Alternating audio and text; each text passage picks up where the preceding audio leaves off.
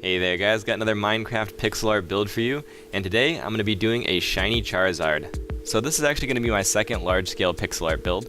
For those of you guys that saw my first video, and I'll link it in the annotation in the video, you guys know I did a Shiny Ninetales, and I was really happy with the way it turned out. In fact, it actually turned out much better than expected, so I decided to go ahead and do a Shiny Charizard next. Now, I wanted to make a Charizard for a number of reasons, but first and foremost, I always chose Charizard as my starter Pokemon. Or not really Charizard, I suppose, but Charmander, which I eventually leveled into Charizard. Another reason I really wanted to do Charizard is that he was always one of the most iconic Pokemon in the early days of Pokemon. In fact, he was like right up there with Pikachu, I would say, in being recognizable as one of Ash's Pokemon. And I really think he became so iconic because of his reputation. If you guys remember, he was kind of a brat sometimes. He wouldn't really listen to Ash. In fact, he would sometimes even light him on fire. But he was one of the most powerful Pokemon that Ash ever owned, and he always came through in Ash whenever he needed it. If you guys remember in the movies, Charizard was always the one flying Ash around and battling the legendaries. And actually, he was the only non-legendary Pokemon I remember that could go toe-to-toe with the legendaries sometimes. So he was just generally the most badass Pokemon that I ever remember Ash having. And of course, this is one of the reasons I chose him as my starter Pokemon when I did play the games. The final reason I chose Charizard, and in this case specifically a Shiny Charizard, is because I really like the coloration on this one. So a normal Charizard is kind of orange and white and red, but a Shiny Charizard is kind of a blackish gray with red. I think this is a really awesome shiny coloration because I always imagine dragons having a darker coloration, and I really like this color scheme that they used. So for those of you that aren't aware, they recently released Minecraft 1.6, and in this patch they added clay blocks. These clay blocks are just dyed blocks with a really flat color, and basically all they're going to be used for is decoration. And I think for every dye color in wool, there is a dye color equivalent in clay. However, the clay ones look a little bit different. So when I first saw that they were adding these clay blocks, the first thing I thought about was how exactly are they going to be used in pixel art? Because essentially they double the amount of dye colors available for you to use. But after doing this build and doing a few other test builds, I will tell you that there are a few pros and cons to using clay blocks, and you should choose how to use them wisely.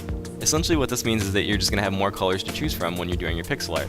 You're just going to have more options, plain and simple, and options are always a good thing. For those of you guys that have created pixel art by actually looking at a sprite image, you're going to notice that a lot of the colors are slightly different. And when you're using just wool, there wasn't enough colors to cover every shade of red, for example. You know, there's only maybe 2-3 shades of red in Minecraft available, and in the picture there might have been 5 shades of red. So essentially what you had to do was kind of blend these colors together when you made the pixel art in Minecraft. This one shade of red in Minecraft now has to cover 2 shades of red in the image, for example. Now with these new added shades of color, you can be a little bit more faithful to your original image. It's kind of ironic because the only real downside to the clay blocks also deals with the same thing of having more options available to you, and that's really don't go too overboard with the different shades. One of the kind of iconic characteristics of pixel art is that you only really have a limited set of colors to work with. The example I always think of is think of a realistic looking painting where all the colors are kind of blended together. And then think of a cartoon that you always watch on TV where all the lines are really thick and outlined and they keep the colors really simple. So essentially what you're going to have happen is that if you use too many shades of gray, for example, 50 shades of gray, but seriously, if you use too many shades of gray, it's all going to just kind of blend together, and it's going to look, you know, more seamless and more nice, but it's not going to pop as much as it would have normally had if you just stuck with only a few different shades of gray.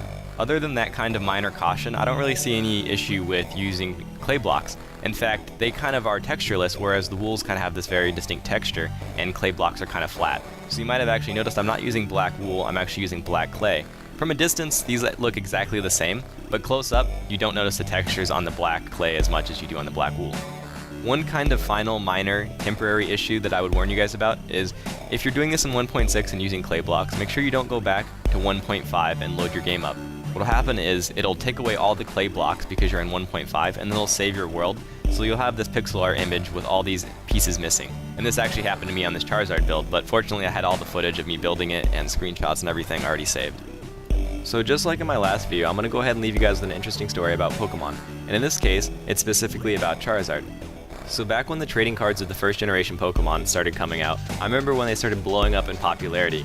Pretty much every one of my friends and every kid in school I knew had at least a few Pokemon cards. And at least for me, it seemed like that pretty much nobody cared about what the cards actually did. Everybody wanted the cards to collect them, so they wanted the cool looking cards or the really desirable ones. And you know, when you went to school or with your friends, you'd show off your rarest or most awesome Pokemon cards. For a while I didn't really have any special Pokemon cards. I only had a few that my friends had given me because they had duplicates of them, and they weren't really anything special. So one day I actually asked my dad if he would take me to a local comic book store to see if we could actually pick up some Pokemon cards. He eventually agreed to take me later that night after dinner, and I remember when we got there, the store was about to close, and it was like a feeding frenzy. There were kids and parents everywhere. The store was completely packed, and it was almost like it was chaos. It just seemed like kids were buying pretty much any Pokemon card they could get their hand on. So I remember at the time in the store, there was really 4 main ways of getting Pokemon cards. The first way and most expensive was that they had specific cards on display, and you could buy the individual cards that you wanted. The second way was that you could buy this kind of like expansion set or something like that, and this had a lot of cards in them, but most of them were predetermined, and it was kind of just like a starter set. The third most popular way was that you could buy these little booster packs, and I think these had around a dozen cards in them. However, they were completely random, so you could get complete crap, or you could get something really nice, and I think these packs were between $1 and $2 each. The final and by far the most cheap way of getting Pokemon cards at this comic book store was that they had this kind of bin that you could rummage through of just miscellaneous Pokemon cards, and it was pretty big. There was probably well over 10,000 Pokemon cards that were just scattered in this large tub, and I'm not really sure where they got them, but I think that they were used Pokemon cards and that's why they were so cheap. So anyway, when we got there, my dad agreed to buy me this expansion starter set to get me started, with the Pokemon cards and everything, which was really nice. He also picked me up a few booster packs as well. This was when I was a really young kid too. I think this was when I was in 1st or 2nd grade, so it was like Christmas for me, opening these booster packs and finding out what was inside. Well, right after we purchased the booster packs and the expansion set, I immediately decided to tear through my booster packs and see if I found anything good. Unfortunately, I didn't really get anything good. Most of them were like element cards or trainer cards, and there was like a few duplicate Pokemons that I already had from my expansion set, so I was kind of disappointed.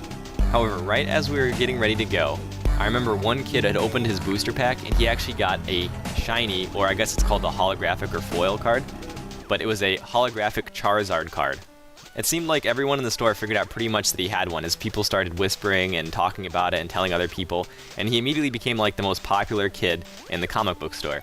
Everyone was rushing over to see his holographic Charizard card because the holographic Charizard card that they had that you could buy individually was around $30 if I remember. It was really expensive.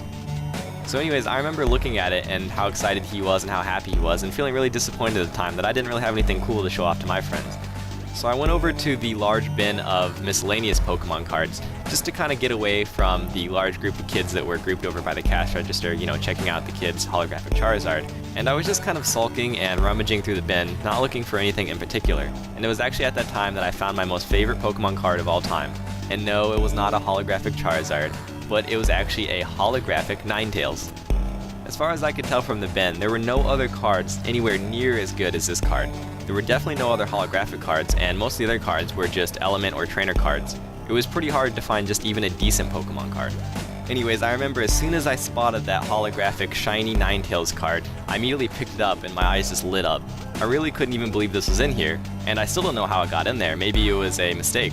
But I didn't really want to ask too many questions, so I immediately called my dad over, and he called one of the guys over from the store, and he said, is this card was in the bin, is it alright? And the guy said, yeah, I guess so, it's in the bin. So I was actually able to purchase it for only a few cents. And I remember going back to school the next day and showing my friends, and they were all amazed that I had this amazing, awesome card. And that's also one of the reasons Ninetales has always been one of my favorite Pokemons. But anyways, that's pretty much it for the story. I do still have my Pokemon cards. They're in a binder somewhere in my closet in a storage bin. So if I ever really wanted to get them out, I'm sure I could go dig them up and find them. Other than that though, that's pretty much it for me. Let me know if you guys have any other Minecraft build suggestions. I really like pixel art, but it doesn't necessarily have to be pixel art related, it can be anything. So make sure to give this video a like or comment and let me know what you guys think, and thanks for watching.